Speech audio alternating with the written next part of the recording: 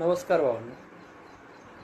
माजी मंत्री व शिंदे गटाचे नेते अर्जुन खोतकर सरळ सरळ सांगतायत, लाडकी बहीण योजनेसाठी कार्यकर्त्यांनो कागदपत्र, पॅन कार्ड, आधार कार्ड, अन्य कागद जमा करण्याचं नाटक करा आणि माहिती आपल्याजवळ घ्या आणि आपण ही योजना राबवतोय असं मेसेज सर्वांपर्यंत पोहोचा, अशा प्रकारचं आव्हान ते कार्यकर्त्यांना दिसत आहेत. म्हणजे महायुतीतील मंत्र्यांना, सरकारला, आमदारलाच या योजनेशी काही देणं घेणं नाही.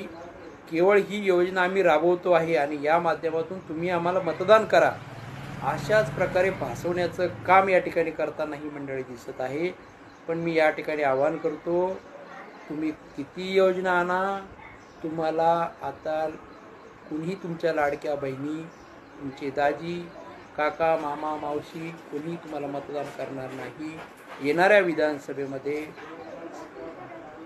गद्दारांना त्यांची जागा दाखवल्याशिवाय आम्ही सर्व राहणार नाही, हे मात्र खरं आहे.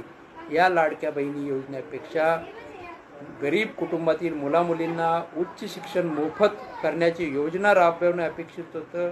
शेतकऱ्याच्या मालांना योग्य भाव मिळणं अपेक्षित होतं. बेरोजगारांना रोजगार मिळणं अपेक्षित होतं. पण ही फसवाफसवी तुम्हाला